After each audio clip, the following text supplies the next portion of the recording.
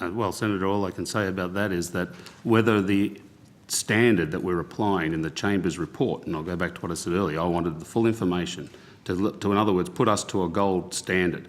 The Chamber's report adequately reflects what Mr Chambers found when he carried out that investigation, and that was an internal report to me.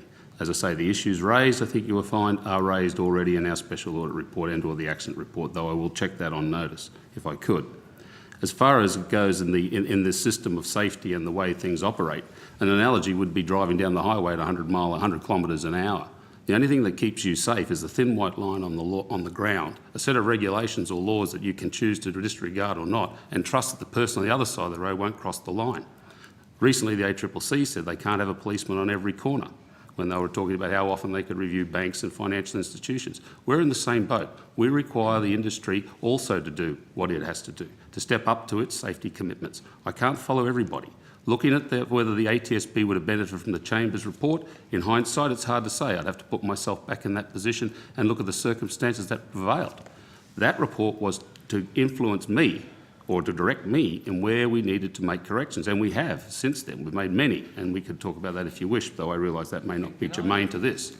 Can I just interject? From my interpretation of the documents, it appears to me that you could mount a case that there may have been some collusion to reposition the report between ATSB and yourselves. Oh, so that report? Well, no, Senator, sorry, Chair, we did not collude with the ATSB, and not in any way, shape or form. And the paper trail which the committee has in its possession indicates that. But I'll go again to this issue, and I think it's germane to most things that we're discussing around FRMS operators, etc. There's been many reports over the years that have gone to this. CASA can only do so much. That's not to abrogate our responsibilities. But CASA has to also be cognisant that the industry must do what it's required to do as well.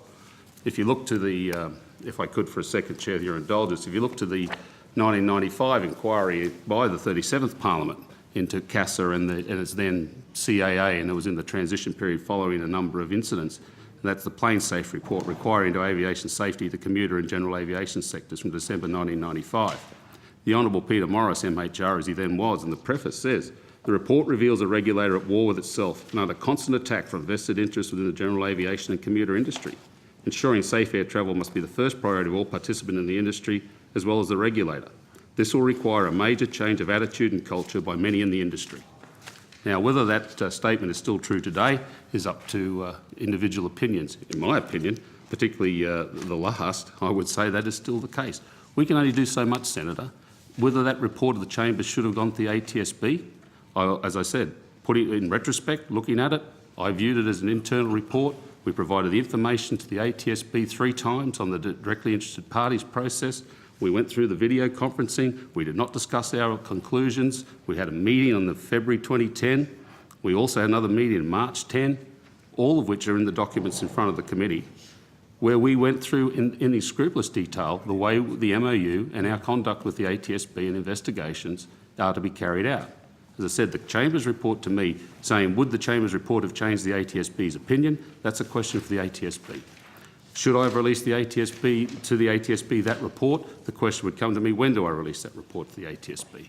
As I said, that was concluded, the Chamber's report, after we had completed all our activities.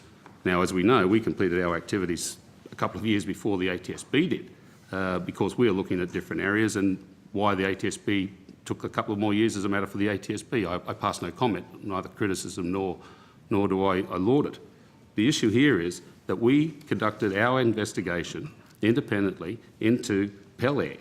Now, it's not every day that someone ditches an aeroplane. It's as simple as that. The mere fact that happened, in fact, I was thunderstruck to start with that someone had got to that situation for whatever reason. Our investigation is our report. Our special order report indicates areas where we could have done better. Yes, I agree with that. The Chamber's report, as I say, was to try and pull all this together in a new time, in a new position, trying to move the organisation forward. We've learnt from that, Senator, and we have certainly are a different organisation we were then, both in structure, policy, process, procedure. The ATSB interaction with CASA still is governed by the MOU, and we give as best we can to make sure we uphold the MOU. Mr. Oh. McCormick, would there be anyone at the table that would like to add to your remarks? Would they have authority to add to your remarks? Yeah, thank you, Chair. Perhaps Dr. Alec may wish to add something. Thank you, Chair. I was very closely involved in the development of the MOU and the situation that preceded it. And if I can just say something that might put some context both to Senator Fawcett's question and to Mr. McCormick's answer, it might help a bit. Firstly, the rationale for the new MOU was to create an environment in which, if I may put it this way, as much information as appropriate could be exchanged between the agencies. The motivating factor at the time had far less to do with any concerns on the part of the ATSB with information CASA was not providing to them, but rather information that the ATSB in the past had not provided to CASA. The fact that the provisions read the way they do reflect a very appropriate form of reciprocity, in which the ATSB, under its new leadership, said, yes, we will provide you with more information, and we expect you to provide us with the same. In the spirit of that arrangement, and I agree, it probably should be read largely. The question should be, the default position should be, well, we'll give you as much as we possibly can, and then you decide when we've given you too much. By the same token, there comes a point where the question has to be asked, is this relevant? Now, I don't have it in front of me at the moment, but I think the provision talks about reports. And to be sure, there was a report there because it took the form of a report, and that's what Mr. McCormick asked for.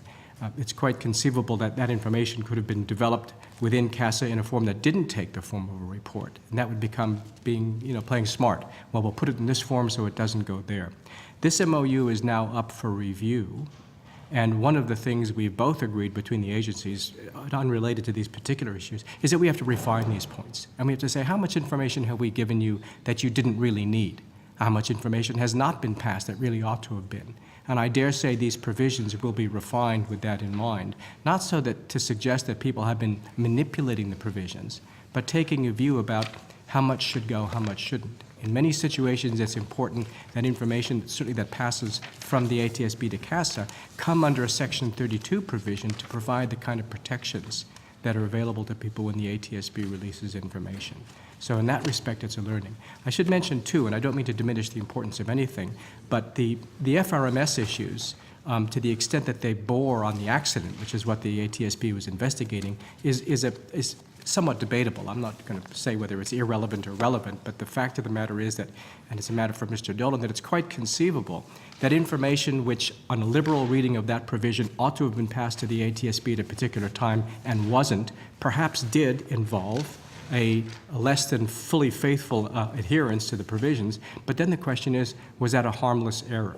Now, in light of the evidence that was produced at the proceedings, one would say that, well, FRMS was such a major issue.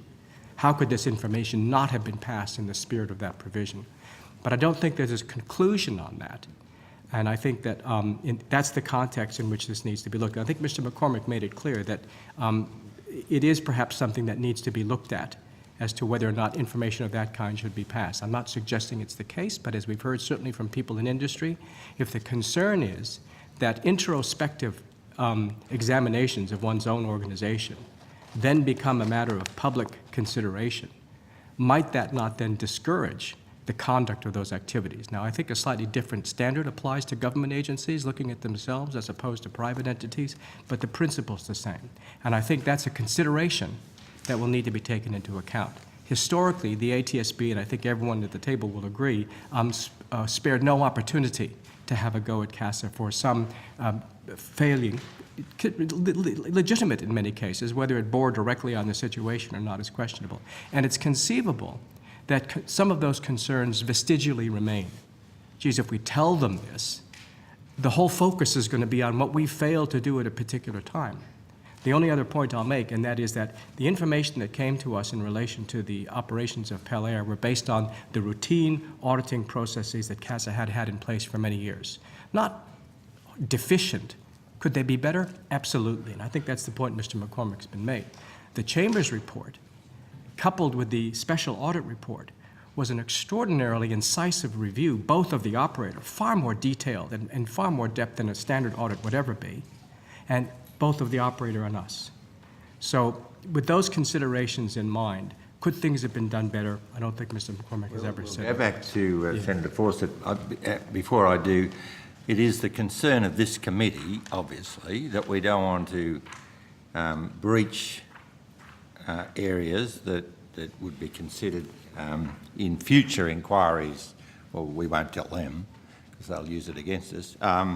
But it is it troubles us greatly that we get this right, because we don't want to be part of, to be seen to be not investigative enough if there happens to be another accident that we may have been able to prevent. So back to you, Senator Fawcett. Thank you. Can I just, this is a comment as opposed to a question. Dr. Alec, you made the point about internal reports not being made public. I just wish to make the comment that if CASA had made this report available to ATSB in an open and transparent manner as required by the MOU, the report wouldn't have been made public. ATSB probably would have included some facts that CASA had recognised that they were deficient in some areas, and the report does, despite your comments, recognise that areas of the oversight were in fact deficient, not just not desirable. But that wouldn't have necessarily been made public, but it would have informed the report in terms of an approach to aviation safety that would give us a good basis going forward. The second point, Mr McCormack, is that you pleaded the case that CASA can't do everything. You can't police every corner. I accept that. I understand that departments are resource constrained. But two issues. One, part of the purpose of a safety investigation is to say, is the resourcing adequate? And if it's not, for the government to then be required to respond to a recommendation out of an ATSB report that perhaps more resources are required in an area. So to just not disclose that is not actually an adequate answer. But secondly, in terms of things like FRMS, the work had already been done by CASA in terms of the work by two officers of CASA. And secondly, my understanding from the documents is that you had peer review and comment from organisations such as the CAA that gave a very clear indication that using a more advanced fatigue management system, that the flight that was undertaken would not have been approved under an FAA-endorsed fatigue management system. Now, that requires no additional effort, minimal additional resource on behalf of CASA, except perhaps an email to advise the ATSB that fatigue was probably a causal factor in why the error was made by the pilot. And yet that was not disclosed, as the MOU clearly indicates it should have been.